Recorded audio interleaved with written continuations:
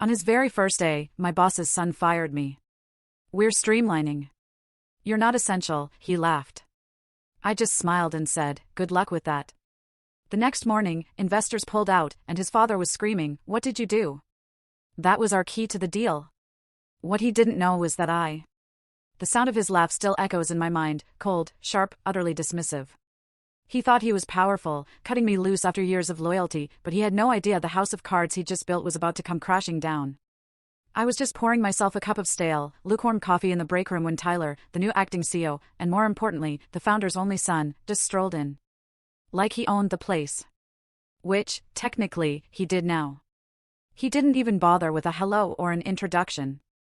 Just leaned against the counter, arms crossed, his eyes sweeping over us like we were livestock being appraised. "You're Sarah, right?" His voice was casual, almost bored. I turned, forcing a polite smile. "Yes, nice to meet you, Tyler. Welcome aboard." He smirked, like he was already tired of me. "Can you come to my office in 5 minutes? Bring your laptop." It wasn't a question. I felt that prickle of unease immediately.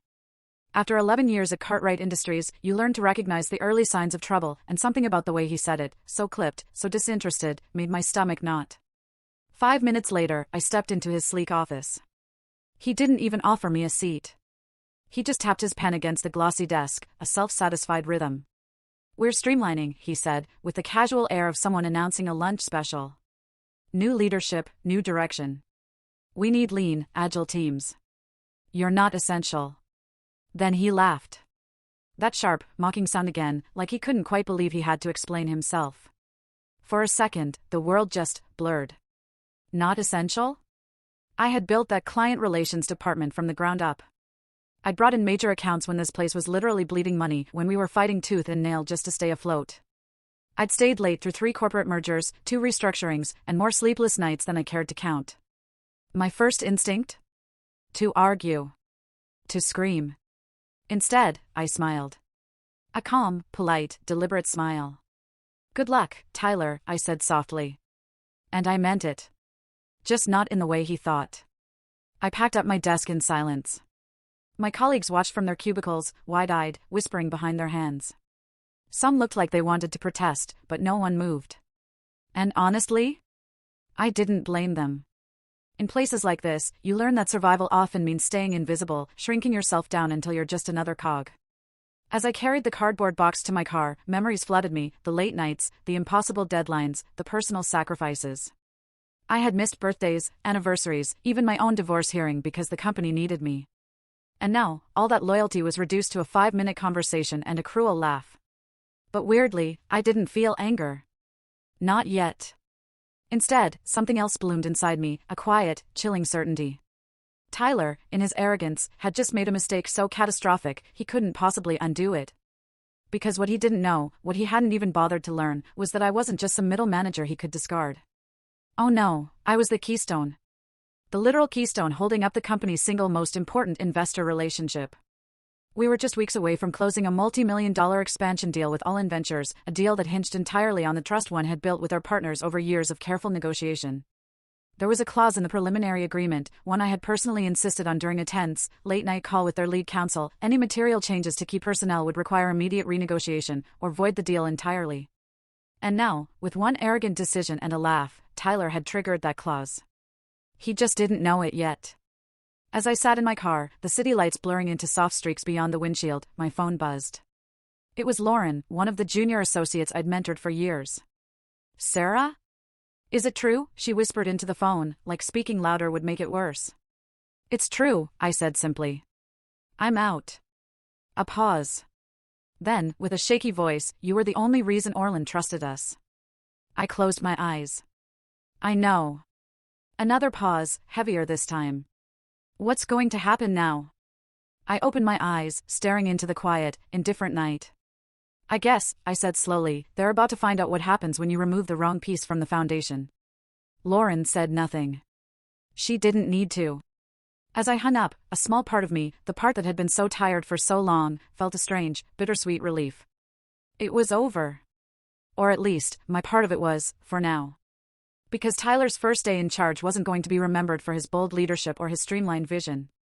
It was going to be remembered for something else entirely. And tomorrow, when the investors called, when the board demanded answers, he would realize just how essential I had really been. I didn't sleep much that night. I didn't toss and turn either.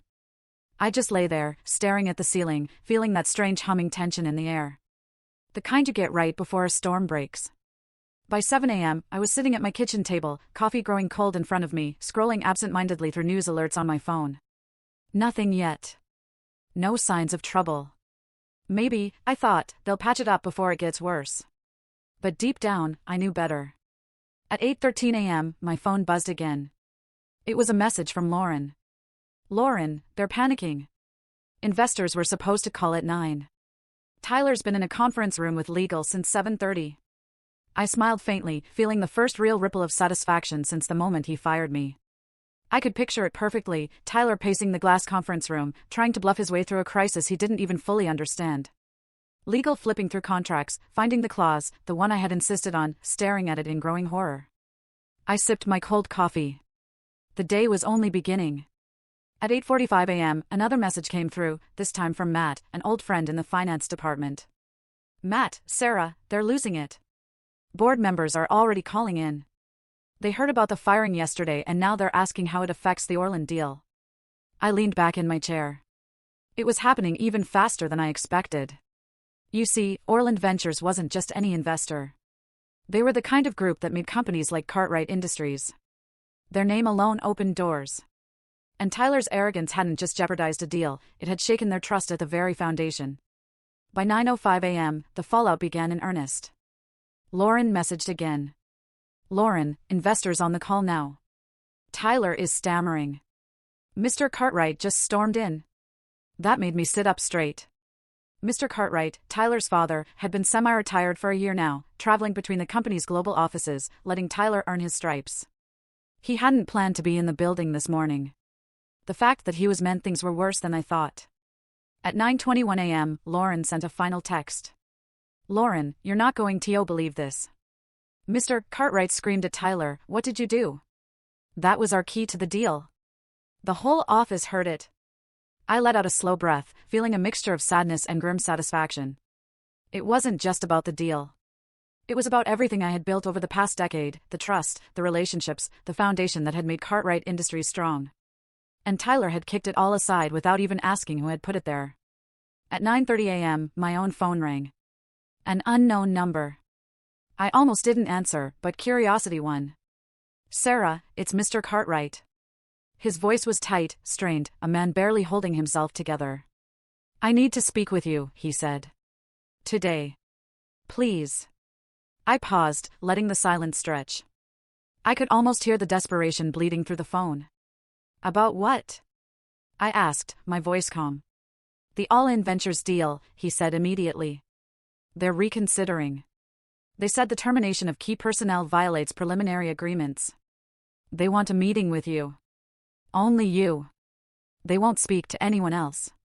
Another long silence. Please, Sarah, he added. We didn't realize. I cut him off gently. You didn't ask. He exhaled a heavy breath. You're right. And Tyler. Tyler didn't understand. I thought he was ready. I didn't answer. There was nothing to say. I'll come in, I said finally. On one condition. Anything, he said without hesitation. I deal directly with you, I said. Not Tyler. Another beat of silence. Then, agreed. I ended the call and set my phone down carefully, my hands steady. It wasn't anger I felt. It wasn't even vindication. It was something quieter, deeper, a sense of clarity. For the first time in years, I wasn't chasing approval or recognition. I was standing in the value I knew I brought to the table. And if they wanted me back, even temporarily, they would meet me there, on my terms. As I got dressed, pulling on a sharp, simple suit, I caught my reflection in the mirror. There were lines at the corners of my eyes now, a little more silver near my temples. Proof, I thought, of every battle I had fought quietly while others claimed the victories. Today would be different. Today, I wouldn't fight for a seat at the table. Today, I was the table. And Tyler, poor arrogant Tyler, was about to find out exactly what it meant to lose someone who had been essential all along. The lobby was almost painfully bright when I walked in, sunlight bouncing off the polished marble floors. It felt strange stepping back into Cartwright Industries. Not as an employee, not exactly, but as something different. Something stronger. The receptionist looked up and immediately straightened. "Miss Bennett." "Sarah," she stammered. "Mr. Cartwright is expecting you." 11th floor. I nodded once, calm, as the elevator doors closed behind me. I caught my reflection in the gleaming steel, composed, sharp, unreadable. Exactly how I needed to be today. When the doors opened, I stepped onto the executive floor, and the shift in atmosphere was immediate. Conversations dropped to whispers. Heads turned. People knew. Not just about what had happened, but about why I was here now. Tyler was standing near the glass conference room, arms crossed, fake laughing at something a junior executive said. When he saw me, the color drained from his face. He quickly masked it with a smirk. "Look who's back," he called out, loud enough for half the floor to hear. Couldn't stay away? I didn't stop walking. Didn't answer. Didn't even blink. I just moved past him, the soft click of my heels the only sound in the sudden silence. Let him flail. Let him scramble. His words couldn't touch me anymore. Mr. Cartwright met me outside his office. He looked older than the last time I saw him, tired, frayed around the edges in a way no expensive suit could hide. "Sarah," he said quietly, offering his hand. I shook it firmly, but without warmth. There were still things that needed to be said. "Later," I said. "For now, we have a deal to save." Inside his office, the windows framed the city skyline like a painting. He gestured for me to sit. "I'm sorry for how this was handled," he began, voice low. "You didn't deserve it." I let the silence stretch a moment longer before nodding once. Acknowledgement, not forgiveness. "Not yet." He cleared his throat, laying a thick file on the desk between us. "The All-In team is waiting for a call. They're ready to pull out entirely unless you're personally involved. I've managed to buy us a few hours." I flipped open the file. Panic was all over it, hastily written notes, amended contracts, emails sent at 2 a.m. begging for reconsideration. Amateur hour. I closed the file calmly. "I'll talk to them," I said. "But before that, I need it in writing." He didn't hesitate. Already printed and waiting was a letter formalizing my authority over the All-In deal, without interference from anyone, especially Tyler. I scanned it carefully, signed it. Only then did I allow myself a small, almost imperceptible breath of relief. "Let's get started," I said. He nodded, reaching for the speakerphone. Before he could dial, there was a sharp knock at the door, and Tyler barged in without waiting for an answer. "This is ridiculous," he snapped, looking directly at me. "You're going to let her, enough." Mr. Cartwright barked, his voice like a whip crack. Tyler recoiled, blinking. "I trusted you," Mr. Cartwright continued, his voice shaking not with anger, but disappointment. "I trusted you to lead, to respect the people who built this company. And instead, you tried to gut it like a toy you didn't understand." Tyler opened his mouth, but Mr. Cartwright cut him off again. "You fired the one person holding together our most important partnership.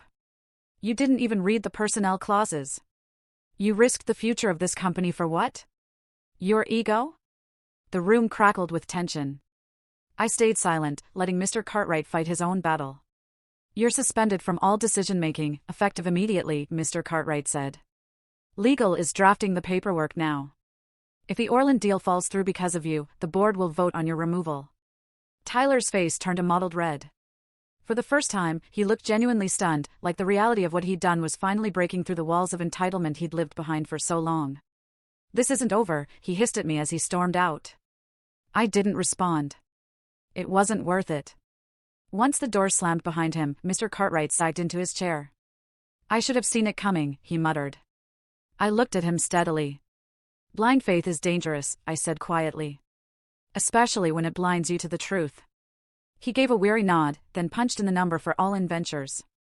As the line rang, I straightened my shoulders, ready to step back into the arena. Not for them. Not for him. But for myself. Because sometimes the most powerful statement you can make isn't slamming the door on the way out. It's walking back through it, stronger than ever, and setting new terms. The call connected. The room fell silent. It was time. "Good morning," I said, my voice even as the speakerphone clicked on. I could hear the faint background noise of an office on the other side, papers rustling, keyboards tapping, the muted tension of people holding their breath. "Sarah," came the voice of Jonathan Pierce, the lead partner at All In Ventures. He didn't sound angry. Worse, he sounded cold. "We were surprised to hear about your departure," he said carefully. I glanced at Mr. Cartwright. He was sitting rigidly in his chair, his hands balled into fists on top of his desk. He didn't say a word. "My departure," I said calmly, "was not voluntary, nor was it strategic. I can assure you of that." There was a pause. I could almost feel them weighing my words, deciding whether to trust me. Jonathan spoke again, voice clipped. "We were under the impression that you were an integral part of this deal, that the trust we extended was in large part because of your personal stewardship." "You are correct," I said simply. "And I take that responsibility seriously." Another silence. The heavy, expectant kind that tightens around your throat. They were giving me a chance, one and only one. I leaned forward slightly, my voice steady. "The conditions we negotiated were based not just on numbers or promises, but on the relationship we built over the last 2 years.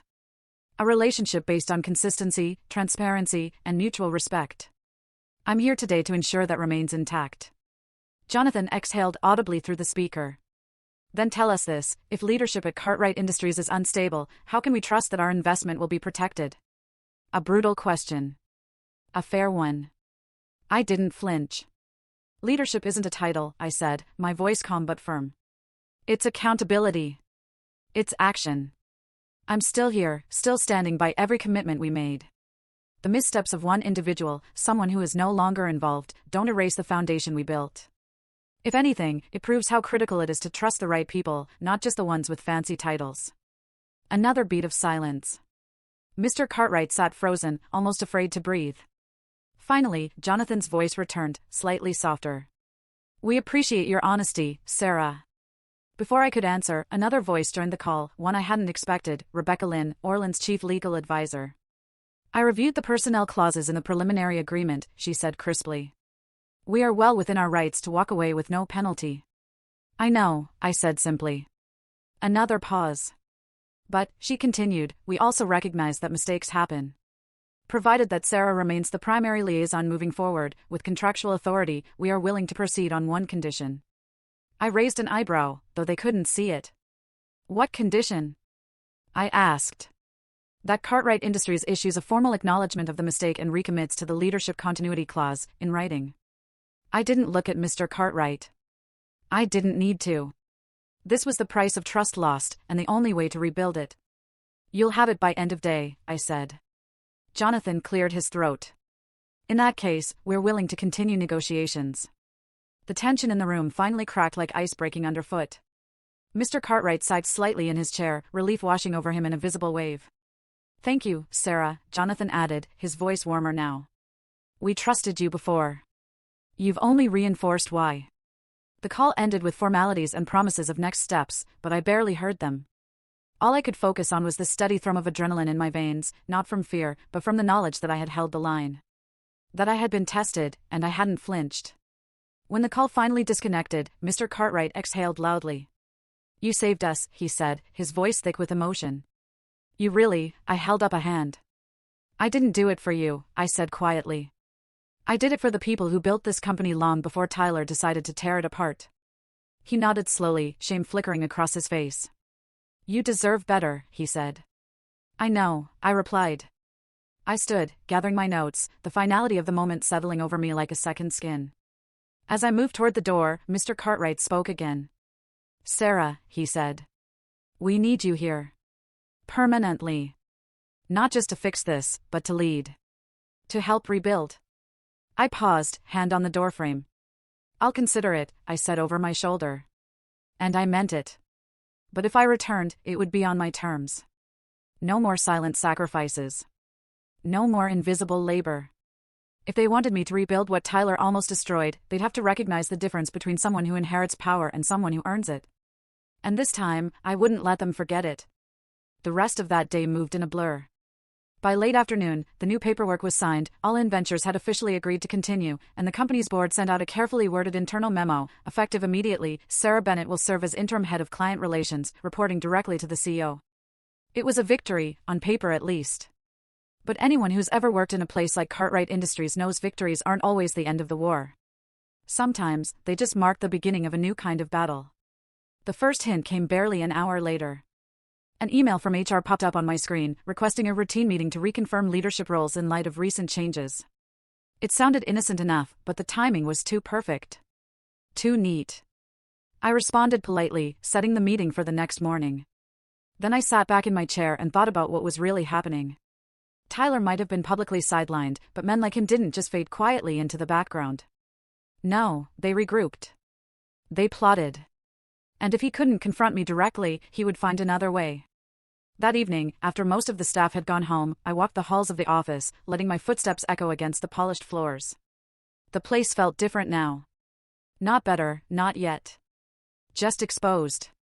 Like all the polite smiles and corporate slogans had been stripped away, and all that was left was the raw machinery underneath: power, ambition, fear. I paused outside the break room, hearing low voices inside. "I'm telling you," a woman's voice whispered, sharp and nervous, "she's not going to last."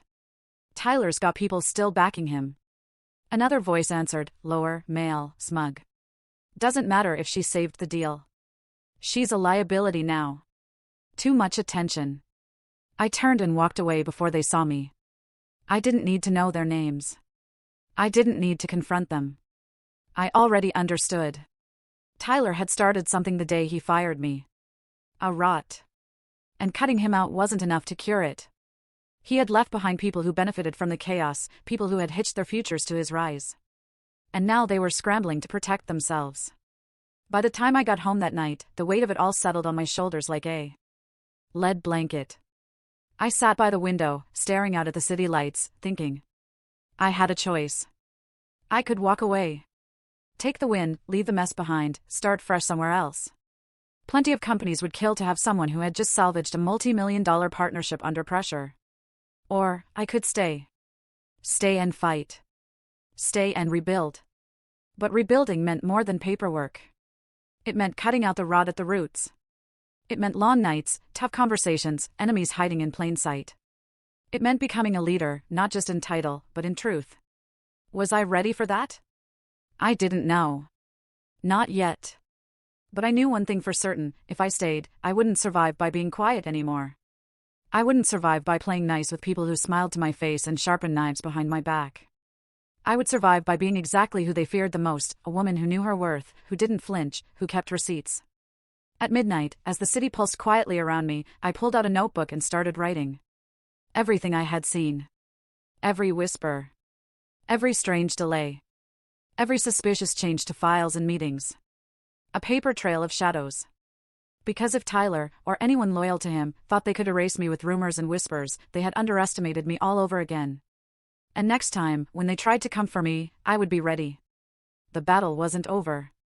It was just entering a new phase. And this time, I wasn't the one walking into traps. I was the one setting them.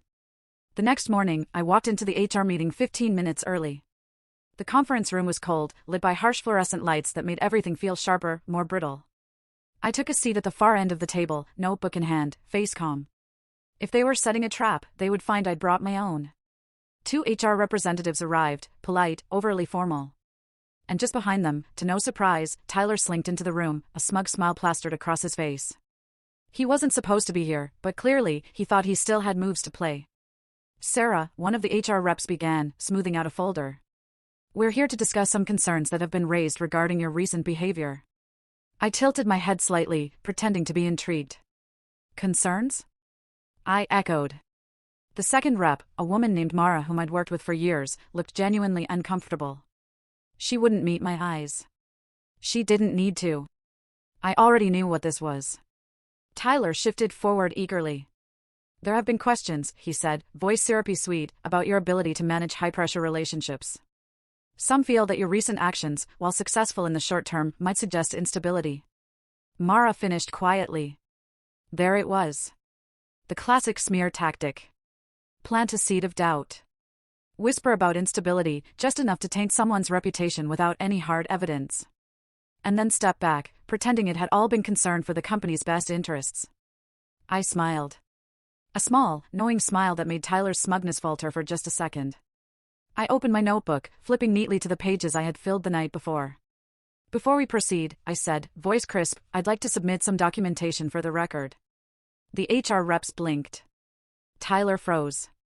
I slit the pages across the table, detailed notes of every questionable interaction I'd witnessed over the past week. Mysterious email delays, files missing authorization, false rumors seeded through specific departments. Dates, times, witnesses. I've also reported potential IT security breaches, I added smoothly. Attached are confirmation emails from our systems department. As of last night, an internal audit has been initiated at the CEO's request. Now it was Mara's turn to look shocked. You reported this already? She asked, glancing nervously at Tyler. Of course, I said simply. Weeks ago, when the first signs appeared. I take my responsibilities seriously. The silence that followed was absolute. Tyler opened his mouth, struggling for words, but no defense came. He had played his hand too soon, and I had been ready. I leaned back slightly in my chair, watching the realization sink into his face like ink into water. He was exposed. Not just to me, but now to HR, to the systems department, and soon, to the board. He had underestimated me every step of the way, and now there was nowhere left to hide. Mr. Cartwright walked into the room moments later, summoned by Mara's silent, desperate text. When he saw the documents on the table and the look on Tyler's face, he didn't need an explanation. I think this meeting is over, Mr. Cartwright said coldly. Tyler turned, sputtering. Dad, listen. It's not what it looks like. She's just, you, Mr. Cartwright cut him off, are done. There was no yelling this time. No dramatics. Just a simple, final statement of fact. HR escorted Tyler out of the building that afternoon. No goodbye party. No golden handshake. Just silence. And me? I stayed.